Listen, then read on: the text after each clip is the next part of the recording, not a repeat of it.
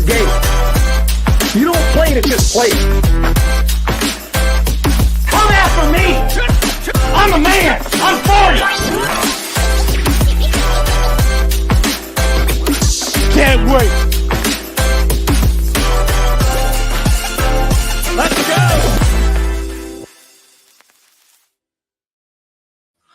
Whew, man, I love that intro. What is going on, everybody? It is your boy, Giddy3, and we are joined by the Prince of Production himself, Kyle Edwards. How you doing today, Kyle? Like Thanksgiving dinner, gotta get that second helping. No, I'm good. It's first time on the show.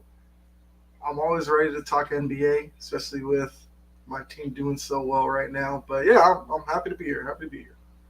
Yeah, absolutely. And of course, we got our boy Mo, and he'll be joining us later. But of course, why don't we start off? We'll give out some updates from around the league real quick. Okay. We have Miami is currently up 3 on Milwaukee, 93-90. Boston is currently beating the brakes off the Bulls. It's 113-79. Cleveland is up 12 on Atlanta. The Knicks are up 20 on Charlotte. Toronto and Brooklyn are tied. OKC's up 7 on the Timberwolves. There he is. How's it going, Mo? Gentlemen, how's it going, guys? What's up? That's going good. We're just giving some updates from around the league right now. And the last game, of course, Dallas is currently up 11 on Houston.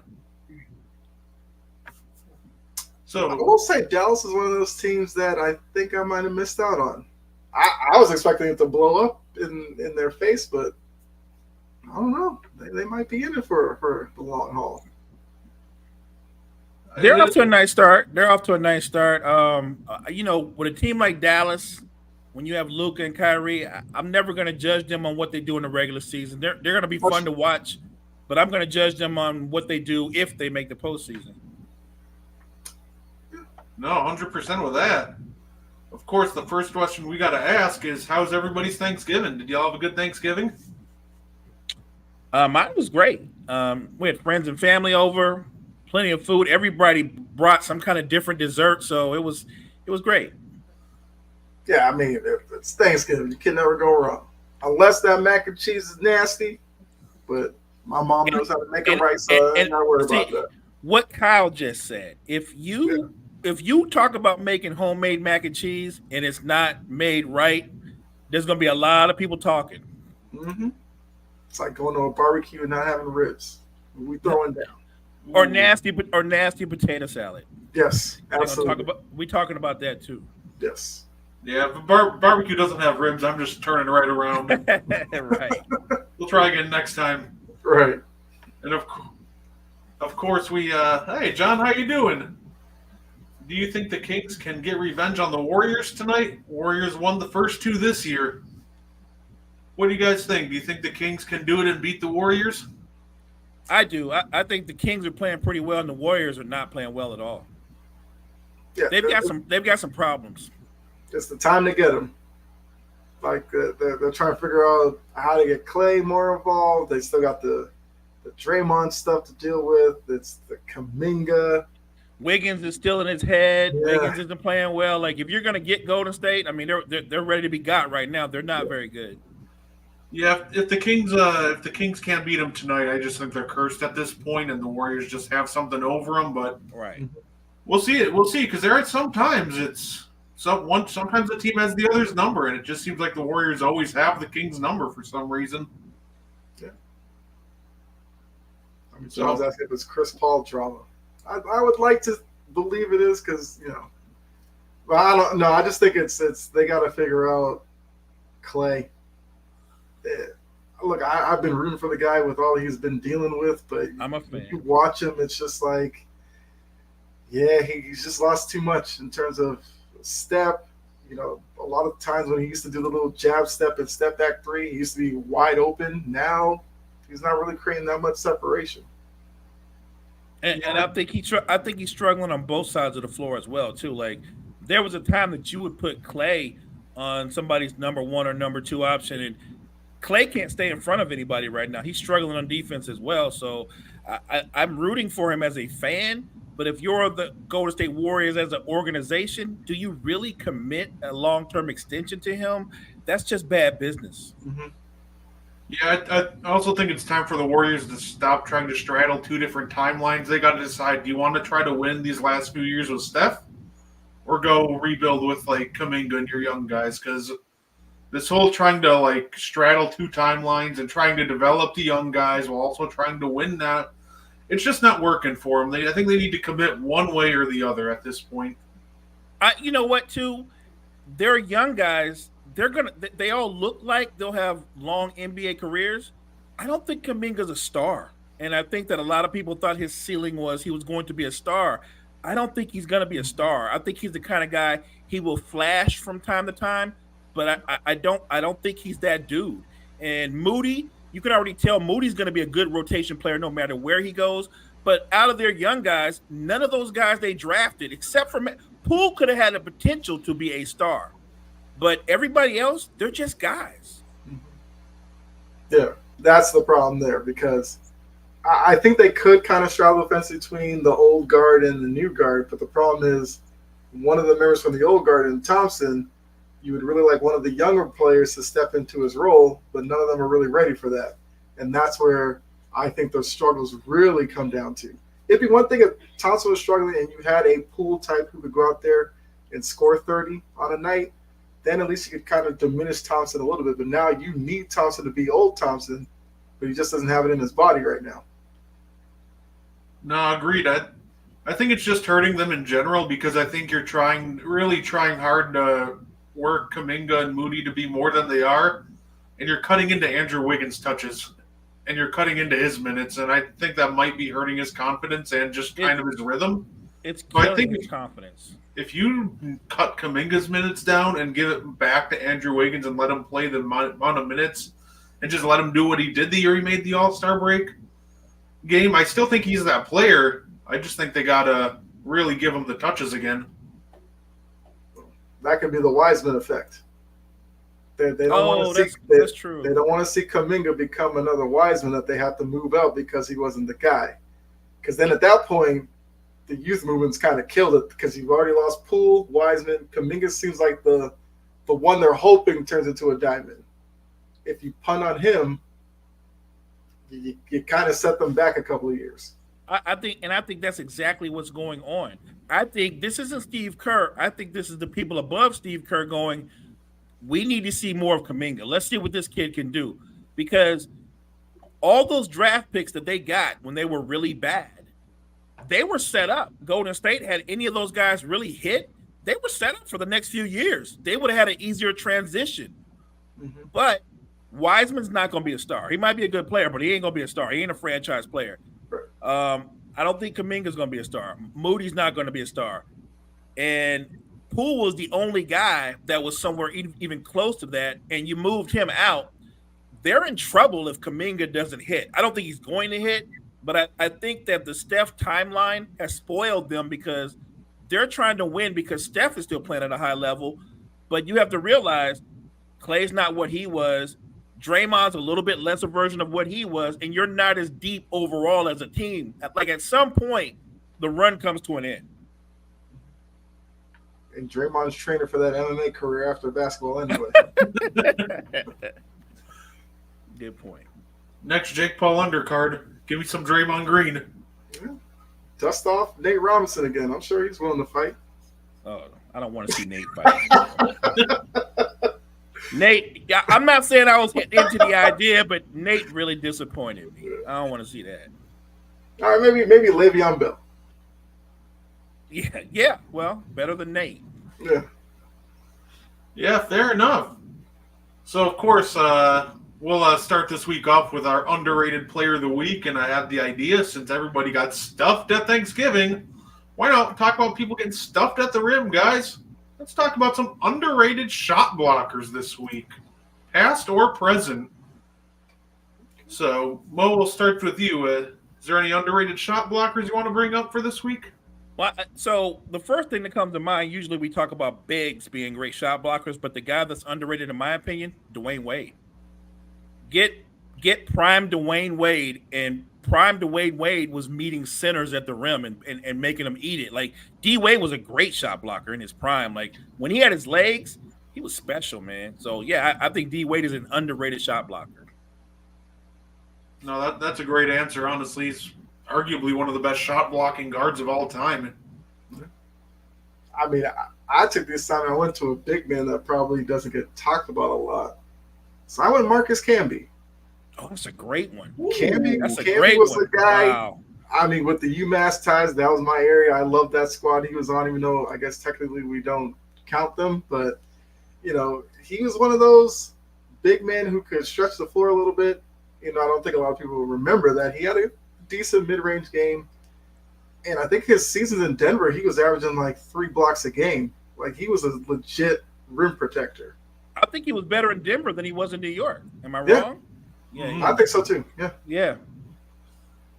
That's Man, a good one. Marcus Camby was a beast. Yeah. Man, I think we're covering all positions. You want guard, you want center, and I was going to go forward. I think someone who was really underrated. How about the Matrix, Sean Marion? Oh, that's a good one. Yeah. That's another good one. The dude was just versatile on defense. He was the reason that that Suns team kind of was able to hold it together on defense for the most part. And he was a phenomenal defensive anchor. So I remember watching him on that 2011 Mavs team. They were wondering why LeBron and everybody was having fits, and a big reason to that was they had Sean Marion to throw at him to kind of help slow him down outside of them playing a lot of zone defense. No, I like that. Sean Marion was a really versatile player. I would argue that Suns team, I think they were the true first version of small ball, right? Mm-hmm. Because they played Amari at center. Amari wasn't really a center, and they played Marion at power forward, and nobody could run with them. Yeah, I agree. I know we almost had some small ball in the 90s. I remember reading the story that Don Nelson, when Chris Webber went to the Warriors, wanted him to play center, and he hated it so much he opted out of his contract after his rookie year. I mean, anytime you want to think innovation in like the 90s or something, there's a good chance Don Nelson was at the forefront of it. Don Nelson did some crazy stuff, man. Yes. He had a couple times. I don't know if you remember this name. This is from back in the day, but the name is Sharunas Marcelonis. Anyway, a couple of times, Nelly started Marcelonis at center. Marcelonis like 6'7", 6'6", 6'7". He would try a lot of wild things. And look, to varying degrees of success. I give him a lot of credit. Was not afraid to take risks. And if you played a Don Nelson team, it was almost always an entertaining game.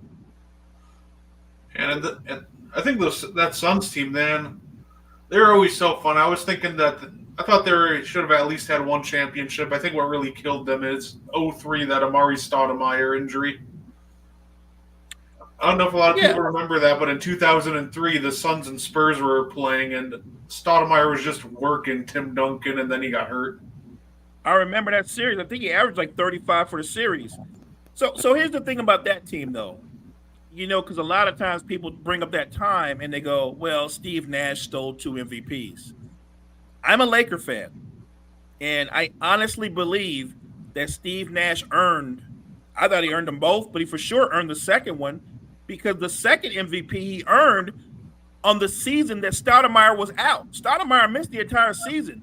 Remember, they got the trade, and they brought in Boris Diaw, put Diaw in Stoudemire's role, and Steve Nash turned Boris Diaw into a double-double guy. Like, he got everybody paid. They lost Joe Johnson. They replaced him with Rajah Bell. Like Steve Nash kept the trains on the track. And I know Kobe fans are like, but Kobe averaged 35. He did, but we only won like 42 games. I'm just saying. No, I agree. My favorite Steve Nash stat was in his prime once he hit Phoenix. All of his offenses finished either first or second every single year in the league. The only year that they didn't was the year that Stoudemire got hurt.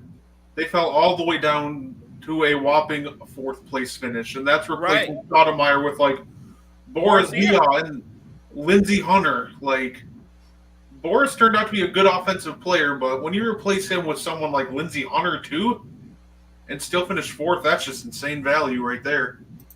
Steve Nash got Joe Johnson paid. He got Amari paid. He got Marion paid. I mean, he got everybody paid. He got Q Richardson paid. Like, people forget. Look, the man wasn't going to play much defense, but offensively, Steve Nash was a beast.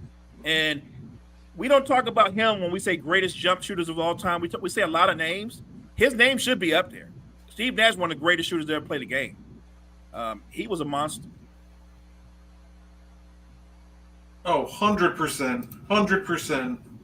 Looks like John brought up Ron Artest, I guess, for underrated blockers. Ron Artest, Brooke Lopez, SGA. Okay, SGA. I'm not going to deny. Ron was a great defender. I don't remember him blocking a lot of shots, but I remember him locking a lot of people down. Hey, one name that might be up there soon, Asur Thompson. That block he had on Jordan Poole was just the funniest thing ever to me, though. I didn't know what Jordan Poole was doing there.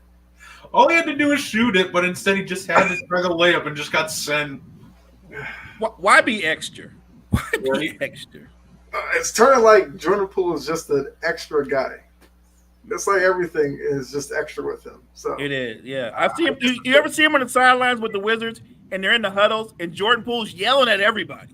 Like, I'm like, yo, this dude is losing it. He ain't been there a season, and he's already yelling at everybody. Yeah, he's got to show everybody he's a winner. And that's what he's trying to do. No, it's not. You know what he's doing, right? He's doing I'm the only one here that's won a title, right? He's doing that. He's doing that thing. Yep. Well, unfortunately, we get to go from a great conversation to maybe a more touchy subject right now. Josh Giddy. Now, I want to be clear for the viewers who are listening. We are not going to speculate on any of the rumors. We're just going to go with what's out there because there's about 87 rumors and 87 variations of what people perceive to be true. So I just want to go with what's out there. Josh Giddy is currently being investigated for having a relationship with a minor. So what are your guys' thoughts on this investigation, and what happens if he's how do you see this ending? Look, it's always a touchy subject because we actually just saw it in baseball this year. Wander Franco had a similar situation. They did whatever investigation, and then Wander Franco kind of disappeared. He was sent away. Nobody really talked about him. I feel like if the Giddy stuff is true, that's got to violate some type of code of conduct. I mean, in terms of the law, there's an issue there already. But for Adam Silver, that's not something you want night in and night out in your arena. This guy out there playing, and you have fans in the stands who have young kids with them. They might not be warming up to that. So if they find it out, you're gonna have to kind of indefinitely suspend him. Because at that point, I guess you have to let the law take its course as well. Right. And for Oklahoma City, like, they're a young team and they don't need the Josh Giddy distraction hanging over them. So you kind of have to kind of just step away, let him handle it legally. And if he gets past it, fine, then you can welcome him back. But if not, I mean, you just got to say bye to Josh Giddy for now. So I've been scanning the internet, and you're always trying to find little crumbs of information about this subject because it is so sensitive, so touchy. And an old NBA friend of ours, Andrew Bogut, has a podcast. And I obviously Andrew Bogut is Australian, and he actually has a relationship with Josh Giddy. Now, in no way am I saying what Andrew Bogut said is fact. But this is Andrew Bogut's opinion. He said that the young woman involved lied to Josh Giddy about her age. And so Josh Giddy did not know. My only problem with that line of defense is if she's as young as it's been rumored, then obviously at some point she's going home because she got to go to school. You know what I mean? Like, she actually has to go to school. Like, at some point, I got to assume that Josh Giddy has the gift of common sense and goes, well, around this time she bounces all the time or whatever. Like I'm not sure that I didn't know how old she is thing is it. That's a default defense, and I'm not gonna view guilt or innocent one way or another because we don't know. What I will say is we're gonna have to let the legal process play out with this situation. And with the league, it is an image problem. You don't want that hanging over your league, especially when you're a league so conscious of image, right? Of perception. And like to Kyle's point, you got families out there that are season ticket holders. You have families who have young daughters who may be of age, like the person alleged to be involved with Josh Giddy. So I think that Adam Silver, he has to handle this, but he has to handle it in a way to where the law has to they have to render their decision first, and then he can say, well, from a league standpoint, this is what we're going to do. Maybe suspend him indefinitely, and if they have to do that, it might be one of those things where if they say indefinitely, but really what they're saying is we don't want you to come back. Yeah, no, absolutely. I did hear the argument of, well, he didn't know, but I really feel like that when you're making millions, you have these brand deals, it's kind of part of your job to know what you're doing in that regard. Like, you would think that you would have at least done some kind of background check almost, because at the end of the day, you're making millions off your image, off your reputation, so you would think you would want to protect that. So, Day one, we just met, and you're young, fresh face. We just met. How old are you? right? How old are you? Yeah. They Or said, Or something to that effect. But I'm just saying. Again, I'm not alleging guilt. We don't know. It's right now. It's perception. We're gonna let the law take its place. I'm not vilifying Josh Giddy because I don't know what actually happens.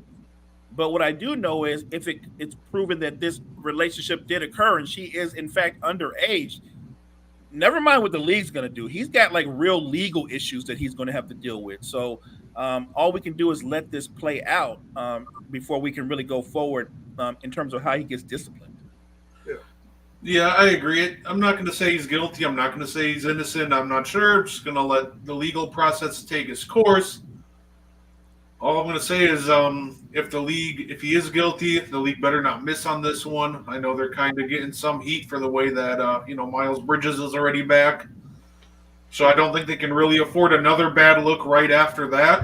So if he's innocent, then justice gets done, his name gets cleared, and we all move on. But if he is guilty, all I'm going to say is, man, the league really better not miss on this one. The crazy thing, guys, like the downside is just on the allegations, just on the rumors, on the hearsay, he's already lost money. You know what I mean? Like that's how serious and how powerful this kind of stuff is. Like there have already been a couple of companies that have detached themselves from him just based off of what has been said. Never mind what's been proven. That's how serious these companies take these kind of things because they're so concerned with their image. I mean, Damien has brought up a kind of a side bar to all of this is the whole Malik Andrews part of it. And I feel like for people on Sports Center stuff like that, it's always tricky. Even for the commissioner as well, it's like you don't want to jump to a certain conclusion so early in the process because then if it's found the other way, you kind of look foolish. Right. Now, because of Malik Andrews and her past and how she's kind of dealt with some stories, now everybody's looking at her as to why she isn't talking about it. I mean, look, maybe it's ESPN's told them not to say much about it until whatever. We don't know because like when you're dealing at a network level like that, they have people above them who kind of do direct them in what they can and can't say, what they should touch and what they shouldn't. So maybe that's what's at play here. But I do see a lot of social media stuff like they're really going in on her for especially the Udoka stuff, which I mean that was just a crazy time anyway for everybody who was trying to talk about that story. It was crazy, and look, not to go too deep into the Udoka thing, I did not like the way she handled that. I didn't like that. To simplify for me, there was no one involved in that situation that had clean hands. And I'll leave it at that. Like if you're involved, you're involved. You don't have clean hands. And she did it in a way to where the other person was made to seem more like a victim, if that makes any sense. And Udoka was like this master manipulator, if you will. And I didn't like the way the Celtics handled it as an organization because they didn't know what to do with him. So finally they let him go and they fired him. But I'm pretty sure that the other person involved did not get fired.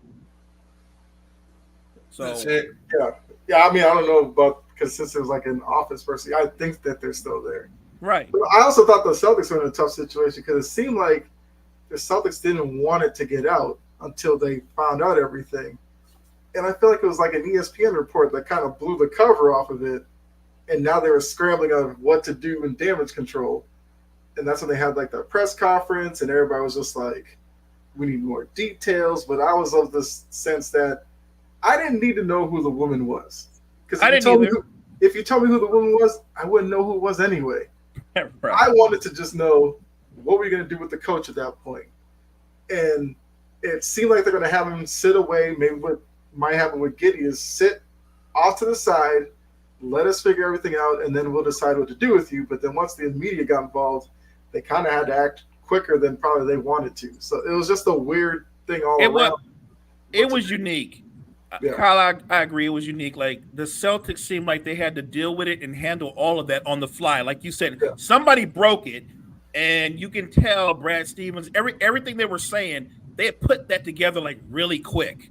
And so, yeah, I don't know any front office that would have handled that any better than they did because everything was on a scramble. Yeah. And it's beyond a unique situation because it's not criminal, but in terms of your company and how you run the business and the look, it's just bad, period. You know that he's in the wrong. And I don't think nobody was, at least I wasn't making excuses. I just thought he was wrong. There should be a punishment, but nobody involved is the good guy. If you know what I'm saying, nobody is right. Mm-hmm. There were other victims in it, but they weren't members of the organization.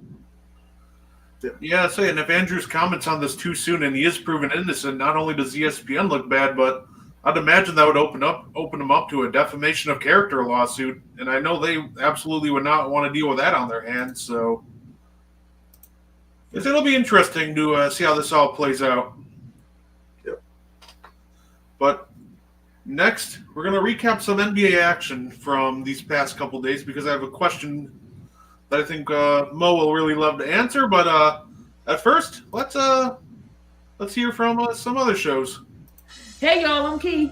And I'm Jory, and tune in to Hoop Dreams and Touchdown Queens every Saturday at 5 p.m. over on Sports Empire Network. And don't forget, also watch us on Roku TV at Northeast Streaming Productions. So tune in. All right, Mo. The reason I said you might want to, I'm curious to see what your answer is for this one because my first question is from yesterday. I want to kind of bring up your Lakers and the LA teams. Which loss, in your opinion, was worse? Is it getting blown out by arguably the best team in the league by 44 points? Or is it the LA Clippers losing to the Nuggets without Jokic, Murray, or Aaron Gordon and letting DeAndre Jordan go for 20 and 10 and Reggie Jackson go nuts? I could be biased and say the Clippers just because I'm a Laker fan. I don't think there's a winner in either one, right? To get blown out by 44, it's not like I can go, well, there's a couple of things we did really well. Nobody did anything really well. We got destroyed. Embiid is at a triple-double in 3 quarters. I don't have anything. I can't make any excuses. They got destroyed. As far as the Clippers go, maybe that's a worse loss simply because the Nuggets were without 4 of their best players. Their 4 best players didn't play. And Reggie Jackson's a pretty good player. I think we can all acknowledge that. But Reggie Jackson averages 12 points a game. What is he doing getting 35 points? Slowing him down would have been keeping him to what he averages. How does he get 35 and he gets double-digit assists? That blew me away. But maybe what's more egregious, what's more embarrassing, DeAndre Jordan hasn't put up numbers like this probably since he was on the Clippers. So we're going back for years. And I know we know I'm right on this. For you to let him get 20 and 13, a man who has zero range, his whole game is lobs and dunks. And he's a shell of what he was as an athlete. That's embarrassing for him to get 20 and 13 on you. There's no excuse. I'm not one of those to put this on James Harden. I watched the game. I think it's time for us to be more honest and realistic about certain players. I think it's time to stop saying that Kawhi Leonard and Paul George are great two-way players. No, they're not. Not anymore. They're not great two-way players. They're talented offensive players right now, but neither one of them can guard at an elite level anymore. Those days are gone. I watched Reggie Jackson call off a screen isolated with Kawhi Leonard, and he ate Kawhi Leonard up multiple times. Same for Paul George. They're just not what they were. So they're not two-way players anymore. If we're going to be hard on Clay and be fair about Clay, let's be fair about both of them as well. That's a good point. I saw that too with Kawhi, and I was kind of shocked. Like, Kawhi looked like a step behind Reggie Jackson going to the hoop, and I was like, that's not what we're used to seeing with Kawhi. Because we brought this up on Big Three, I said the Lakers' loss was worse than the Clippers one, only because with the Clippers, I haven't bought into that team anyway. So them losing to Denver, not that big of a deal to me. I thought with the Lakers and kind of the way the season was supposed to go with them, I felt like them playing the Sixers was going to be a good measuring stick for them. It'd be a chance for AD to kind of silence a lot of his critics because he's going up against another great big and see how he can do. And what happened was pretty shocking to me. I mean, not necessarily shocking because, look, I know what AD is, but a lot of the media people really want AD to take over that Lakers team. I've understood this. That's just not in him. He's not wired that way. So AD will be able to show up for you certain games and dominate, but then you have to realize other games he's going to step back and be the second best player, sometimes even the third best player on the court, and you just gotta live with it. I agree. But losing by 44 to the Sixers, I didn't see that coming at all. And yes, Jory, I am a Celtics fan. Thanks for pointing that out. Hey, I'm with you. As a Laker fan, I was excited to watch the game because I thought, like you, Kyle, this is a measuring stick game. The Sixers have been playing pretty well. This is not the same Maxey from last year. He is a better version of himself. Yep. You can watch this guy elevate, and I thought this is going to be a great test, and it wasn't a great test at all. To be fair to AD, you're guarding Joel Embiid, who's as skilled as any big man. You're also giving up about 65 or 70 pounds. So when he wants to post you in the paint, he's going to post you in the – like, let's be honest. There's nothing Anthony Davis can physically do if Joel Embiid is aggressive. Right. And that's the thing with Joel Embiid this year, too, is the way Nick Nurse is using him, he's much improved as a passer. And part of that is the reason Joel Embiid has worked on his game, but also it's not just Joel Embiid posting up and three guys standing around making it predictable to guard. Mm-hmm. Like, he's actually using him at the elbow. He's using him up top and having cutters run around him and letting him actually hit him in stride. So it's made Joel Embiid less predictable. So that's I'm sorry, go ahead. No, I say that's just made him almost impossible to guard this year because you genuinely don't know what he's going to do this year. Well, I like the fact that they just don't camp him at the 3-point line and make him guardable by doing that. Like they're moving him around a lot, letting him work from the elbow, the free throw line. A side note, guys, let me ask you this question because maybe this is another tough question we have to put out there. So Doc Rivers has always had the reputation as a very good coach, a player's coach, a championship level coach. They won that title. What was that 06? Was it 06, 07? The 08 title. 08. I'm sorry. So look, my opinion of Doc is this. I think Doc's a very good coach, but I think he milked that 08 championship for a long time. He did. He milked it to death. I guess I'm saying that to say this. is there a huge difference between Doc Rivers?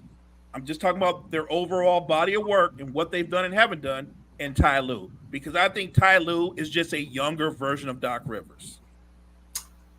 That's actually interesting, because I think what Ty Lue's getting by on is kind of being associated with LeBron. Yeah. And by LeBron being somebody who liked him, I feel like that elevated him to a certain level. But if you look at the past couple of years with the Clippers, been a struggle. Oh man, that's interesting. I mean, I would probably go Ty Lue before Doc Rivers, but right. But just think about it for a minute. I think he's a guy whose reputation is coming down the further we kind of get away from. Right. Yeah, that's actually a good comparison. So Doc, they won that in 2008, but Doc coached that Celtics team. Trust me, I'm a Laker fan. I remember how the series played out. That wasn't just the Celtics' raw talent. Doc coached those guys. Yeah. I'm not taking nothing away from Ty Lue, but let's keep it 100. He did not coach LeBron when they beat up the Warriors. What happened was LeBron intimidated the Warriors' best players. He punked them. He punked Steph. He punked Clay. He punked them. That's not coaching. When this team that had a historic run doesn't score the last 4 minutes of a home game 7 in the finals, that wasn't Ty Lue. That was the Warriors choking. I'm just saying, Ty gets a lot of credit because he's one of those coaches that everybody likes, and he's a players coach and all that. I don't think he's any better than Doc Rivers. He hasn't had any more success than Doc Rivers. And as we get further away, is he not just milking his title the same way Doc did? Yeah. No. That's the thing with like the LeBron effect. It's like Ty Lue was revered. Mike Brown was seen as a terrible coach. But look at Mike Brown in Sacramento. He's obviously doing something right there. Right. So, yeah, that's interesting. Yeah, no, I could see it. I'd say I'll give Ty Lue some benefit of the doubt. He still has some time to, turn that one around and maybe win a second. But with that core, he's not winning a second with that core. He's going to have to leave Los Angeles in order to do that. Now it's my time to say 100%. 100%.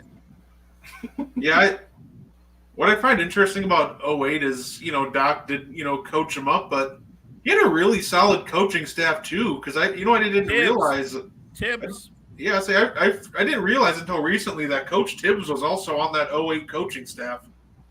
Tibbs was like the defensive coordinator. Exactly. Doc let Tibbs run the show that way. Tibbs was the defensive coordinator. Look, there's a lot of, I guess, sports games that we as all fans, they're games that hurt us more than others, the ones that pains you, that you remember. Kyle can appreciate this. When we're up 24 in the first half, we're destroying the Celtics. I'm thinking we're going to get back in this, take control of this series, and they walked us down. And it was so painful. And it was the kind of pain where you kept saying, somebody stop Pierce. Somebody get a stop. Somebody make a play. And I want to put it out there because all you Kobe fans, I love Kobe. It wasn't just that Trevor Ariza couldn't guard Paul Pierce. Kobe couldn't guard Paul Pierce either. Nobody on that roster could guard Paul Pierce.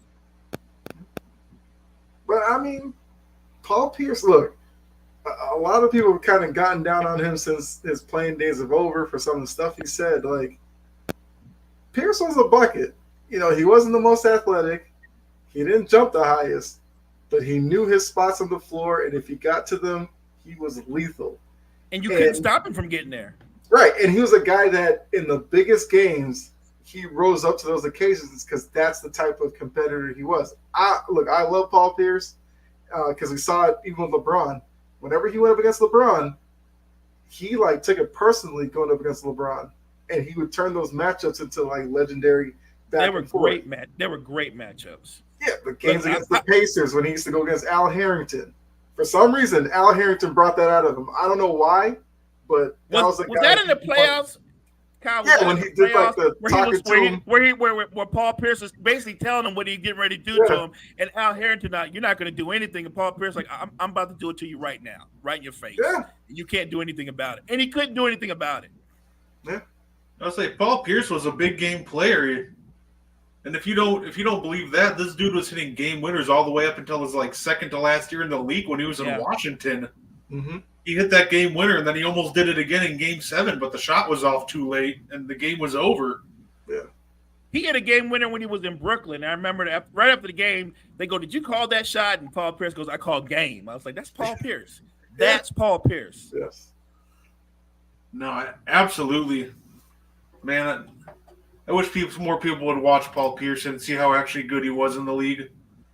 Which is almost a perfect transition to this next one, because next we're going to be talking about a Paul Pierce teammate, Kevin Garnett. Love him. KG. And KG says, Jordan Poole does not belong in the league. What are your guys' thoughts on that? I'm going to let Kyle go first. Look, I mean, on the surface, you could be like, that's crazy, because Jordan Poole has a skill that a lot of teams will always want. The thought of him being able to go off on a certain night. But I do agree with KG that his mentality and his kind of personality, I don't want that guy being the best player on my team. Now, you could argue in Washington that Kuzma is probably the best player, which if you look at stat lines, yes, Kuzma is the best productive, guy on there. But for some reason, Jordan Poole's gone over there and feels like he is the guy. And the way that he's acting is like, none of you have won anything. I won before, so you guys are beneath me. Let me work. And it's like, you need to realize what those teams are about. You had Steph Curry backing you up. Steph Curry took way more attention away from you than probably what you're experiencing now in Washington. So it was easy for you to go off. If Golden State lost, nobody was like, oh, what did Jordan Poole do tonight? Right. It was, what did Steph Curry not do, or what did Klay Thompson not do? So somebody needs to get to Jordan Poole and tell him, like, you need to kind of look in the mirror and see who you actually are. Because if this continues, he's going to become a guy that a lot of teams aren't going to want to touch. Because if you have a young locker room, you won't want him there to poison it. And if you have a veteran group, they're not going to want to deal with him because they're trying to play winning basketball. So he's kind of at a crossroads almost so early in his career. I think we can play a game of franchise player or not and have a whole episode based off of that. Jordan Poole's not a franchise player. I look at Jordan Poole and I see Lou Williams. I see Jamal Crawford. I think he's of that ilk. If he is a starter, he's a capable starter. If he's a sixth man, he's an elite sixth man. But he can't be your best player. If he is your best player, then your team is a lottery team. That's just what it is. I like Kyle Kuzma. He's the best player on the Wizards. But if Kyle Kuzma is your best player, then your team is a lottery team. That's just a harsh reality. Kuzma on a title contending team is your third option, maybe fourth. But that's where he should be placed if you're trying to win titles. The Wizards gambled and thought that Poole had another level to him, not realizing, no, he didn't. Not realizing that because you played off of Steph and Klay, you're allowed to do things that as a number one option, you're never going to be allowed to do. It's a completely different thing. And he's learning the hard way. Not everybody's cut out to be that guy. And if I'm the Wizards, I'd move him sooner than later because he's not going to get better. He's going to get worse. Yeah, I agree. I think if he can get his ego in check at the end of the day, I think he does have a spot in the league as a six man. But if you're trying to run a great six man, he can be a great six man.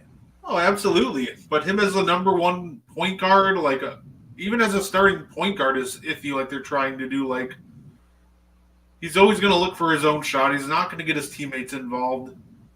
He moved off the ball in the Golden State system, but he obviously is not doing that much in Washington. But I'll credit that to Washington just not having the same system and players as Golden State. But he's just not the same guy as in Golden State, and I think he could recapture some of that. He just needs to be a six man on a different team. And look, I think KG's kind of under something though. Like it seems like when he got to Washington, he kind of flipped the switch on his personality and everything else. Like maybe start with something simple, like lose the porn mustache. Get rid of that. It's not a good look.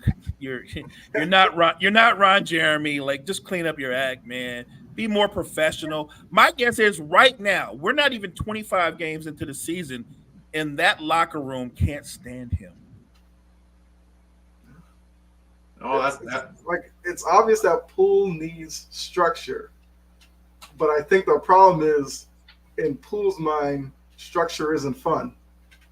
No. And in Washington, he can have fun because who's going to tell him to calm down? The coach is worried about his job. The other players on the team are just worried about, are they going to trade me to try to get this rebuild going? So there, he kind of has free reign to do whatever, and nobody's going to tell him anything. At Golden State, I mean, we kind of saw in the offseason, he started running his mouth. Draymond knocked him out. But to him, that's not fun. So No. he's got to figure out what he wants to be. Does he want to be a problem child on a bad team, or try to win another ring? Because winning one is nice. If you get a second one, that's even better. And to me, a great landing place for him would be Dallas. I like him coming off the bench, staggering the minutes between having him on the floor with Kyrie or having him on the floor with Luka. He would be a great fit in Dallas because they play fast, which is to his skill set. And they don't play a lot of defense, which is also to his skill set. Yeah. Oh, absolutely. So I see the comment section is popping. John Suggs, he's been phenomenal. Damian Jory, Adam just joined in here. We're going to get to a couple of questions that we got in here right after this ad break. And this is Chris from Coffee and Sports, the morning show over on Sports Empire Network. And this is Mo. Catch us on Northeast Streaming Sports Production, Monday through Thursday, 9 to 10 a.m. We hope to see you there.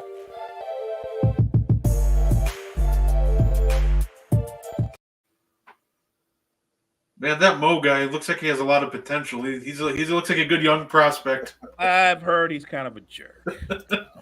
Blue chip. You know, I want to be honest, guys. We didn't get that in one take. We didn't get that. I'm not going to tell you how many, but we did not get that in one take. No, so we got John. We're about to get to talking about the rookies. John, I wanted us to ask you who'd you rather have between Chet and Victor Wembanyama. But before we get to the rookies, he asked another fun question.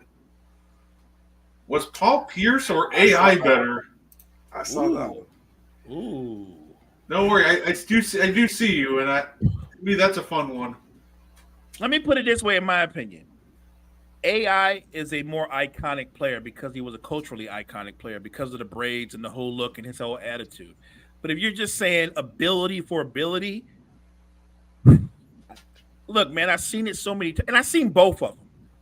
I'm going to give the edge to Paul Pierce. Don't forget, Paul Pierce, 6'7", weighed about 235. Paul Pierce had the power to finish through contact. He wasn't crazy athletic, but he had the kind of handle where if you reached, he would teach. And that step back, that is a patent move. That step back was money, and he was so clutch. Like, I love AI, and I think AI is one of the most beloved players in NBA history, and that's probably the opposite of what Paul Pierce is. But if you're a basketball fan, a true fan of the game, then Paul Pierce is the better player. I mean, I might be a little biased being a Celtics fan, but look, AI was a guy that when he was on the court, I had to watch. Because you knew the minute the ball tipped off at the beginning of the game to the end of the game, he was going 100%, give you everything. Pierce was a guy who I think because he played in Boston and a lot of those years weren't that great, he was kind of forgotten. But like you said, Mo, like if you pull up Paul Pierce highlights, he's got a nice little highlight reel going. So I would probably take Pierce because I think he's a more versatile scorer, and defensively, I trust Paul Pierce on the defensive end a little bit more than AI. Like, AI could get you a couple of steals, but like on-ball defense, little iffy there. And Pierce is one of those guys that early in his career, he was a pretty good defender. But like once you put KG and stuff around him, it made him a better defender because of KG's leadership. So I would take Pierce, but it's very close. Like I don't want to say a bad thing about AI because I love AI. I'm with you. I'm with you 100%. And look, Tibbs and Doc, they made Paul Pierce into a two-way player. People forget he was a bucket getter, but when you got KG in there with the energy and what KG brought to the table, that's what made that Celtics team so tough. They didn't just have an offensive arsenal. All of a sudden, Ray Allen was a better defender. Like Ray Allen was not known for really playing defense, but he was a really good defender in the team concept. And Paul Pierce was getting up into people, and people sleep on that. I will never take anything away from Allen Iverson because, like Kyle said, if he was on, if the Sixers were playing, Mo was watching. He's just an iconic basketball player who's maybe pound for pound the most fearless competitor I've ever seen. No, yeah. When it comes to Iverson, he was a really good player that could raise the floor on he can take a mediocre offense and raise it to respectable levels. If I had to choose between the two for my team, though, I would take Pierce. And a lot of that has to do with they're both very talented players, and you can make the argument that Iverson's better than Pierce. But I don't think you can make the argument that Iverson's more portable than Pierce. I don't think you can make the argument that if I put multiple great players around Iverson, that it's going to work out very well. Because we saw them try to put multiple good offensive pieces around him in Denver when you had J.R. Smith, you had Carmelo, a young Melo. And what ended up happening is that AI just ended up standing a lot on the three-point line, and they didn't respect his three-point shot, and he didn't have the ball as much, so his effect was kind of minimized. And Paul Pierce, you put guys like Ray Allen and KG around him, and it just amplified his value. And like I said, I got nothing bad to say about AI. I loved watching AI, and he's got a lot of talent. He's got a lot of great highlights. And I think a lot of people hate on his efficiency, but I think when you had a lack of offensive weapons like he had no choice but to take all those shots. And that's going to lead to a lower efficiency. But if I had to choose between the two for my team, I just think that Paul Pierce is just fits infinitely better with other star players. Agreed. And let's not forget, to be fair to AI, Larry Brown built that team a certain way. He wanted a bunch of dogs who did all the dirty work around Allen Iverson. That he built that team that way. And he had Allen Iverson one job. You put the ball in the basket.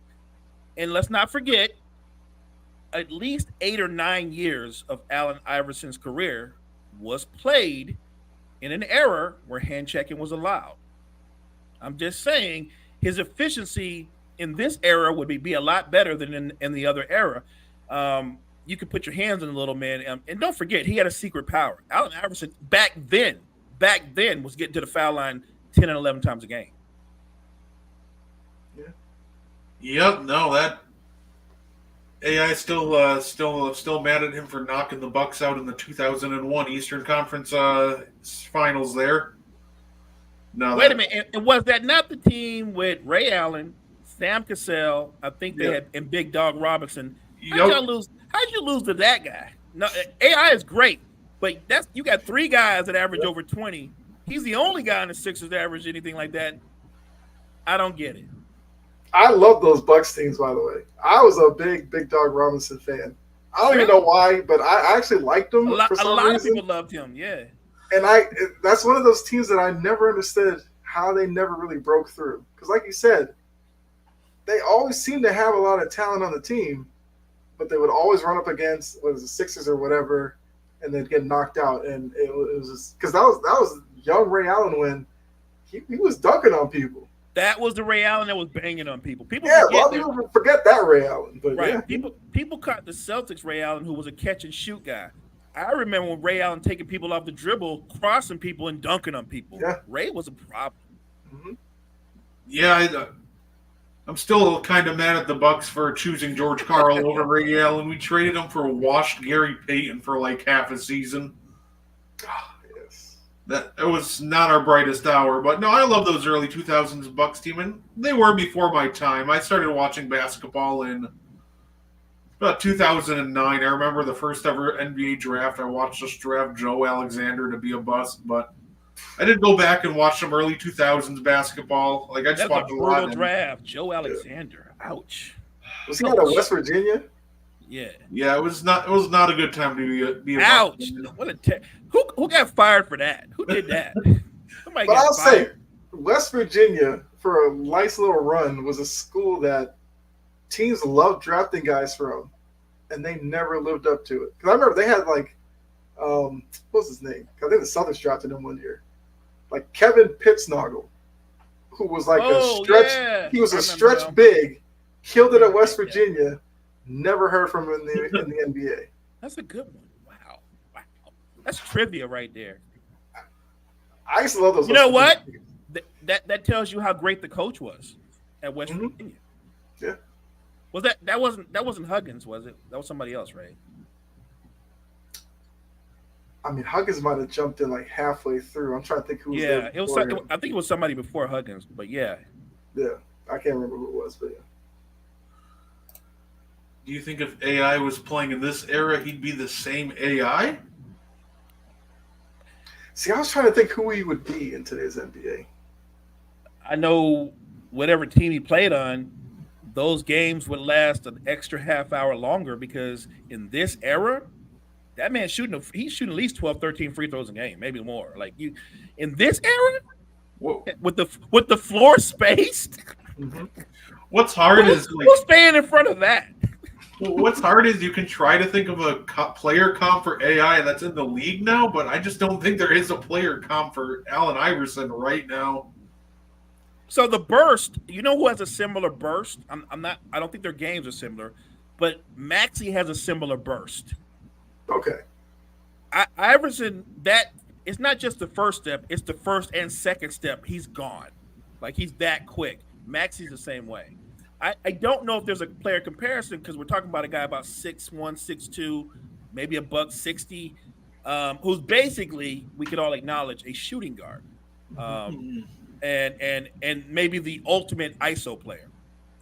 I don't know. I mean, a name that jumped in my head, but I'm trying to think. I don't know if it's some reason Kyrie jumped in my head. I like Kyrie. Because when Kyrie is, focused on basketball, and you think about his offensive game, he can get to the rim. He can get you the mid-range game.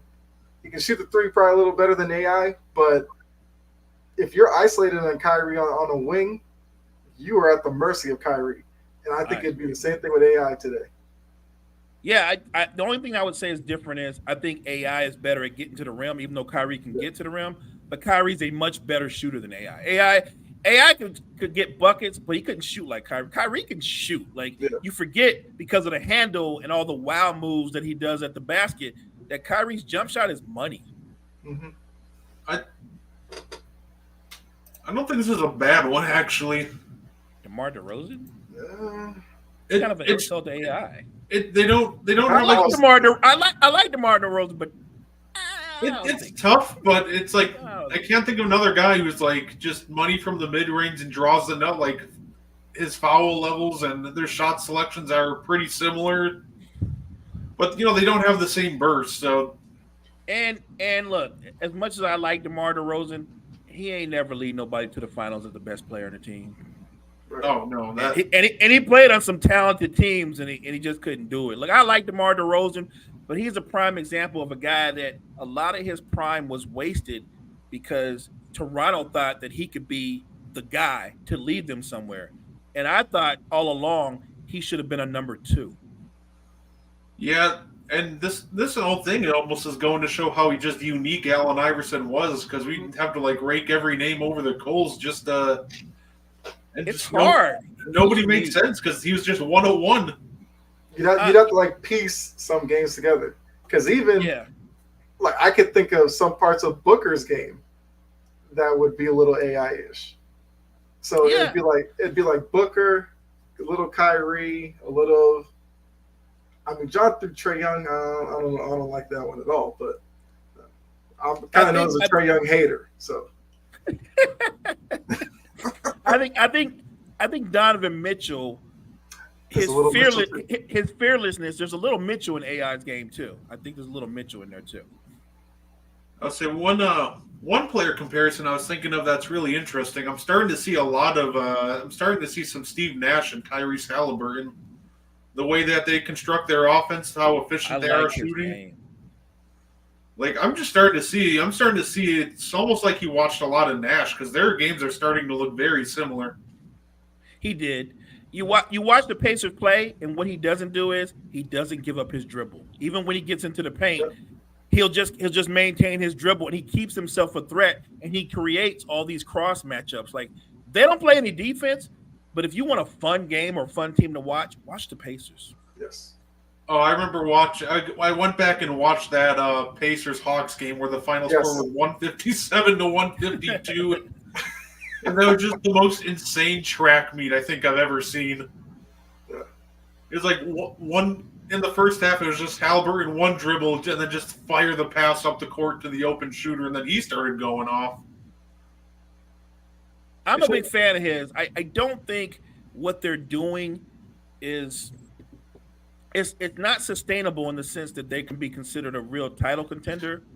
But I think what they're doing is good enough, if that makes any sense. Mm-hmm. Oh, 100%. I think they need to add in more defense because they're not going to go anywhere if they don't boost up the defense. But I think the offense is sustainable. Like, Oh, no doubt. they're really just almost looking like they're running a lot of the 7 seconds or less. Just get the ball up quick, look for the best shot. And you mentioned a really underrated part about Steve Nash's game that we see in Hallie, that he just never gives up his dribble. That's one of the things that made Nash so dangerous is he never gave up his dribble, so the ball was always alive, and he could just deliver a pass at any angle. And that's one of the biggest things I see with Hallie, and I think that's one of the reasons why I'm so in love with him, honestly. But of course, we were talking on a big three. We're going to get to the rookies before we get on out of here. And Kyle brought up the question, Victor or Chet? Which one do you think for Rookie of the Year? And I guess if you were starting a team, which one would you rather have, Mo? So right now, today, I actually think Chet's better than Victor. I think Chet's better than Victor. I think Chet has a nasty streak in him that Victor doesn't have, at least not yet. But you can tell that Chet, he wants to be the guy. You know what I mean? Like you can tell that he wants to smoke, he wants the competition. In the long run, Victor might end up being the better player. He's certainly going to be a better defender, I think, easily. But if I were going to choose, I would go with Chet. I think Chet's unique. I know they play him at center, but I don't really consider him a center because very few centers can catch the ball at the top of the key and cross the other opposing center up and get to the rim. Like, I don't consider him a center. I'll just call him a basketball player. He's unique. No, that's the beauty of the NBA now. It's all positionless, so I guess we can just call him a forward. Yeah, better yet. There you go. Put them on the opposite teams. Does your answer change? So if we put Victor in OKC and Chet on the Spurs. Well, no, because I will say that OKC would still be a very good team. Look, Chet has an advantage that Victor doesn't have. He's playing with an all NBA guard. Like, it's not one of those things where in San Antonio, even though he just got there, Victor's their best player. Chet, Shea Gilgeous is already there. He's playing with an all NBA caliber player. Not to mention, you've got guys who already know their roles, like Lou Dort. We already talked about Giddy. Giddy's a very big part of what they do there. So I think that Chet is in a better situation talent-wise. And OKC's future, it isn't the future. I think they have a shot to make the playoffs this year. Would it change my mind? I don't think it would change my mind. I just think that Victor would be in the better situation. But it wouldn't change my mind about how I see them as individual talents. Yeah, I'm the same way. I picked Chet to win Rookie of the Year before the season. I'm not changing that. And if you put him on an opposite situation, I would still go with Chet. And for Damian saying, is Chet too skinny to play his position? I mean, he bulked up a little bit. I don't look. There's only so much his frame will be able to handle. Because we said the same thing about KD. He needed to bulk up, and he added a little bit, which made somewhat of a difference to him. I think what Chet's playing at right now is fine, even though Jokic wants these guys to like get big like him. I think if Chet got too much bigger, you might lose a part of his game. I think he's fine where he is, and plus, there's not a lot of bruising big men in the league anymore. Two. So, There's two. Exactly. There's You don't have to worry about him against Jokic and Embiid. That's it. Even, There's only two. even AD has a bit of finesse to his game. Like, if AD is on, one of his streaks where he's really on, then yeah, he might have some problems against him. But outside of that, you're running into guys like Sabonis, Sengun. They all basically have the same body type. Right. That's kind of what I always thought when people say he's too skinny. This isn't like the 90s or 2000s where you're just running into a bunch of, bruising centers down low. It's all more finesse and skill based at this point. So, like, on top of those two, he might have trouble with, like, bulldozers driving to the rim. So someone like Giannis going full speed, or like even like Zion going full speed, he might have an issue with. But even then, I still think he's fine, especially if you put him on the weak side, which most likely where he'd be coming from, because he's not guarding those guys straight up most of the time. Let's be fair though. Giannis and Zion coming at full speed gives everybody problems. Right. Yeah. You know what I mean? So let's not single out Chet. I'm with Kyle. He's a terrific basketball player right now, and I think he's only going to get better. He doesn't need to get bigger because of his game. He can initiate offense 20-plus feet away from the basket. Very few big men have that kind of skill set. So I think he has the ability to dictate to who he's matched up against what he's going to do. The advantage to me is Chet's. And look, they have enough athletes on that team. They don't hang him out to dry. They'll come over real quick. The guards will double down. They'll dig down and give up their dribble. So I like what OKC's doing. And I think Victor's going to have a terrific career. But my instinct tells me that Chet's going to be special. Man, I think this year's rookie class is going to be special. And I think there's another rookie I want to talk about because I think we have an interesting not situation, but an interesting dilemma to look at here. I think we could have our first rookie make an All-NBA team just straight up. And the guy I'm talking about is Asur Thompson making All-NBA defense. Do you think that Asur Thompson or any of these rookies in general could be the first guy since Tim Duncan to make an All-NBA team? Defensively, he may. He may make. I don't know if it's going to be first team, but I've watched enough of his games. This kid it's not a fluke. He's special defensively. Now, his team as a group, they're not very good defensively, but he's a terrific natural defender. And maybe that might hurt him. The fact that one, his team's not very good and they don't defend, so maybe he won't get the credit that he's deserved as an individual talent on that side of the ball. But I think Chet and Victor, here's how unique this rookie class is. I think all three of them could make all NBA defense. Maybe not all first team, but remember, there's 3 teams. But I think all 3 of them can be all NBA defense. What do you think, Kyle? Do you think any rookies could make the all NBA team this year? Don't forget, Kyle, there's some open spots up because, like we said, Paul George and Kawhi don't defend no more. They're not going to be on there. Exactly. And if there is an All-NBA team to make, it's defense because that one is like about the metrics and everything. And they seem – it's not like the All-NBA team where some guys get on based off their name. So I could definitely see them making an All-NBA defensive team. Because, look, it's a league where if you stand out defensively – like you really stand out because there's a lot of guys who don't play it. So as a young guard, because yes, Asir Thompson plays great defense, and I think he'll get that attention probably like after the All-Star break or whatever. People will really start talking about because since like right now it's a little early to look at these rookies that way. But yeah, I'm not against it. I would love to see it.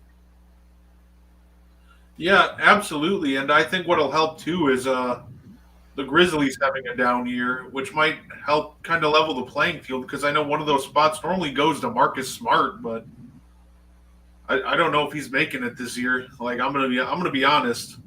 Yeah. He's been hurt too, so he's kind of out of sight, out of mind right now. Yeah. You know what? The Grizzlies, I know it's a long season, but if they dig a deep enough hole, I don't know if when Ja comes back that changes. They may very well miss the playoffs, and in a weird way, I'll put it out there, it might be the best thing for them. It might be the best thing for them because I think they do need to draft. They're in desperate need of shot creators. The reason why they're so bad right now is they have no shot creators. Desmond Bane can score, but his strength is not breaking people down off the dribble. That's not what he does. And Marcus Smart is capable, but again, his strength is not breaking you down off the dribble. They have no shot creation, and their offense stalls time and time again. Yeah, I think they got to go shot creator, try to get the best one possible this offseason, but they also need a big. You can't have Jaren Jackson playing center unless Brandon Clark's coming back from an Achilles, I believe. So that's a tough injury to come back from, and on no way, shape, or form should Bismack Biyombo should be your starting center in the year 2023. That just isn't ideal. So I think they need to get bigger up in the middle too. I saw Bismack. I saw Biyombo in a game the other night, and I forgot that guy was still in the league. I don't want to kill him. Talk about somebody who's living off one game or series. I think Bismack's still getting paid from that one series when he was on Toronto. When he just went 3 games in a row where he grabbed 15 to 20 rebounds, and then that was it. That's the last I've ever heard of him. I'm just gonna say this. He plays hard, and I'll leave it at that. Hey, look, he's not a big man you got to worry about working on 3-point shot or anything like that. He knows what he is. He's going to hang around the rim, he'll grab some rebounds, he'll run the floor. Offensively, he may embarrass himself a couple times. I saw him try a hook shot one night, hit the side of the backboard, and that told me all I needed to. Yeah, I was like, that's why I forgot you were in the league, because you do stuff like that offensively. And then the last rookie I want to bring up before we get on out of here. What do you guys think is up with Scoot Henderson? Obviously, he's been struggling. There's a lot of talk about his struggles, and there's people already throwing out the bust label not even 20 games into his career.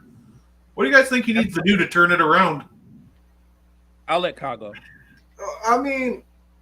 Scoot Henderson, the profile on him was not a great shooter, can get to the rim, and plus he's on a team that isn't really competing. They're kind of in a transition year. I hate when we do this to young players. We automatically want to go superstar or bust.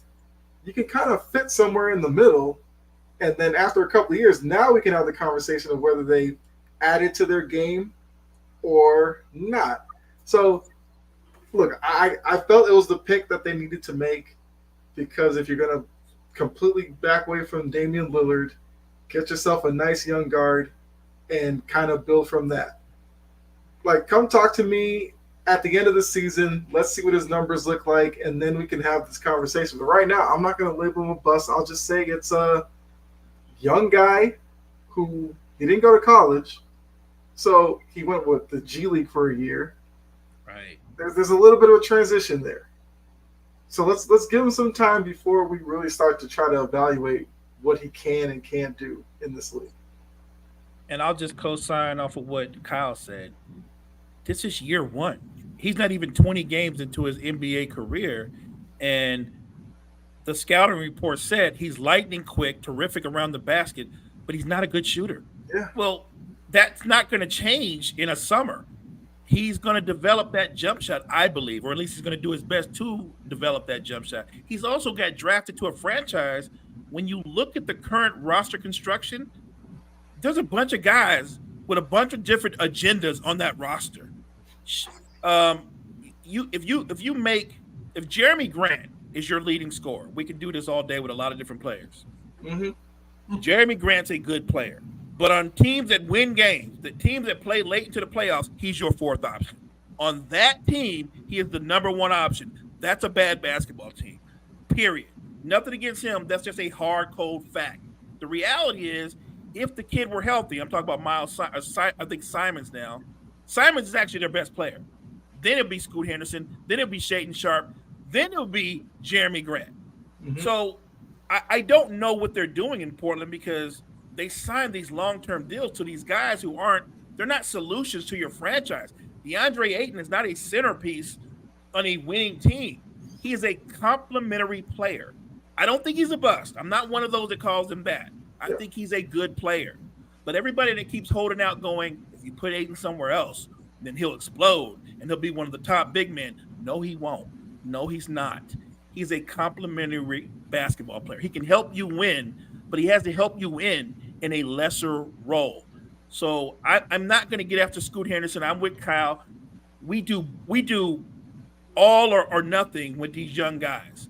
And I would say, let's give it a couple of years. Let's watch this roster turnover, and then let's judge him as he develops within the next couple of years.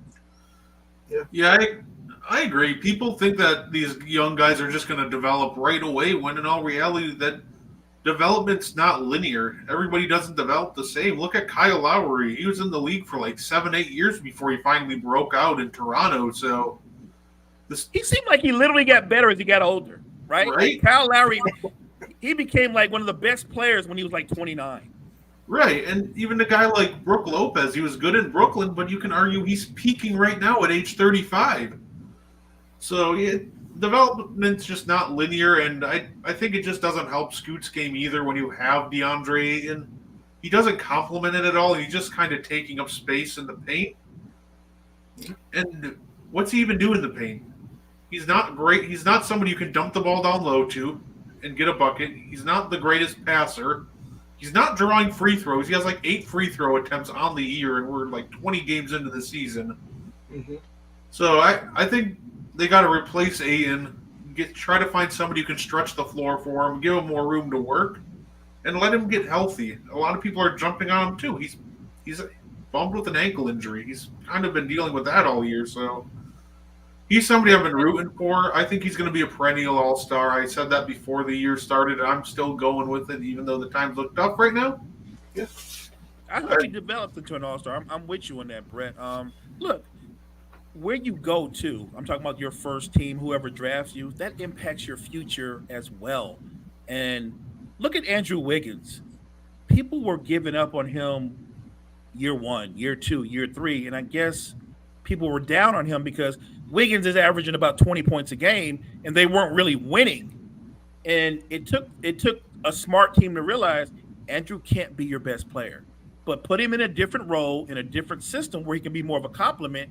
I thought he found his legs in his spot with Golden State. Perfect. Not having to beat a man, not having to have that pressure on him, you get the best version of him. So I do think a lot has to do with the culture you're drafted into. Portland, I know they're trying to rebuild. I'm not quite sure about the direction. I get why you have Shaden Sharp. I get why you have Simons. I'm with you on drafting Scoot. I don't understand why you got Jeremy Grant and DeAndre Ayton. I don't understand those signings at all. Yep. So it's confusing. Yeah. And we saw some Jeremy Grant when that year in Detroit. He was the best player there. Who remembers that team for anything? They lost a lot of games, and he became like some free agent that everybody needed. It seems like every year it's Jeremy Grant this. Got to go get Jeremy Grant. Okay. Also, John brought up Brandon Miller. Brandon Miller in the preseason, if you heard people talk about him, you'd have thought he was the worst player ever to get drafted. True. Now he's kind of found a role, and he's playing better. Watching Brandon Miller, I had a pretty interesting player comp, and I had to rewatch him a little bit to see if it's still accurate. But I remember before the season started, I was trying to do player comps for some of the top people in the draft right before the draft started. Mm-hmm. And with his shot creation, I was starting to see a lot of like Danny Granger and Brandon Miller. Like Danny Granger, multiple-time All-Star, and that's kind of where I saw Brandon Miller being. Not saying I think he's got the physical tools to be better than Granger on defense, so that can put him closer to like someone like Paul George. But I think even as a baseline, I really like his game, and I think you're looking at a guy who I almost see some Danny Granger when it comes to shot creation. as a basketball fan, a fan of the league, guys. Not that I have a dog in a fight with Charlotte, but just as a fan of the league, I hope Charlotte gets it together. I hope Brandon Miller is everything he could be. I hope LaMelo continues to develop. They need to be good for a while. It would be nice to see Charlotte win 47, 55 games and be a relevant franchise for a few years. So they need to hit on a couple of these guys because they have been down forever. Yep. I think they got a nice core going forward to hopefully do that with Ball, Miller, Bridges, Williams. I think that's a good core four that you can build around for the foreseeable future. They also have Ish Smith. Cross off another one of those teams he's been on. It's got to be like 18 by now. Hey, I don't know. He snatched Giannis's ankle, so I guess I can't really say anything bad about Ish. So You know what's crazy is he's been all over the league, but everywhere the man goes, they all say they love him. Every locker room loves him. They talk about how professional he is, how great a guy he is. I'm like, this is great. And next thing you know, he's on the move again. Yeah. He'll probably be a name that pops up at the trade deadline, moving somewhere in some type of deal, and you'll be like, oh, there we go. Another team.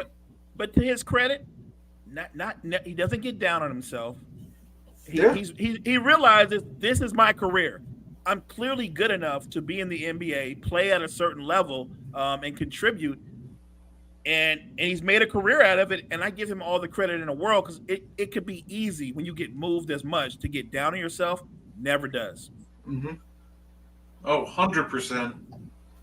Well, before we get on out of here, that was a great show. I want to thank everybody in the comment section. Damian, Jory, John. You guys are all great tonight. Kyle, do you have any final thoughts? Thank you for joining us this week, by the way. Hey, no problem. And, I plan on coming on every once in a while. Because, look, good. In this episode, you got a Pitt Stoggle, Danny Granger, and Ish Smith reference. How many NBA shows are you getting those three in the same episode? That is unique. Come on, man. That is unique. That's awesome. So, yeah.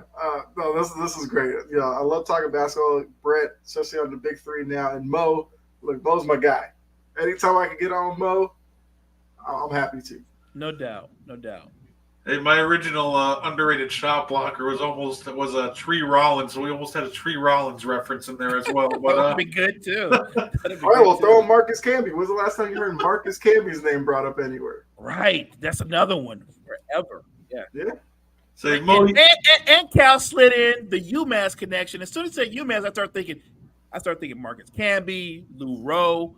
I used to play against Lou Rowe, and he used to eat me alive. No shame. UMass had a good couple of years. Yeah, absolutely. Mo, you got any final thoughts there? No, just appreciate everybody in the chat for watching us. Enjoy being on with you all the time, Brett. And yeah, Cal, come on anytime you want to, man, because you're my guy, and I love going back and forth with you because every now and then, Cal's one of those guys. He'll hit me with something and go, I didn't even think of that. Cal digs deep. Yeah, I say, Kyle, you have an open invitation. Come on whenever you'd like, sir. Yep. Yes, I will definitely be on again for sure. Well, like I said, thanks everybody for tuning in, and we will see you next Tuesday on N1. Have a great day, everybody. Appreciate you.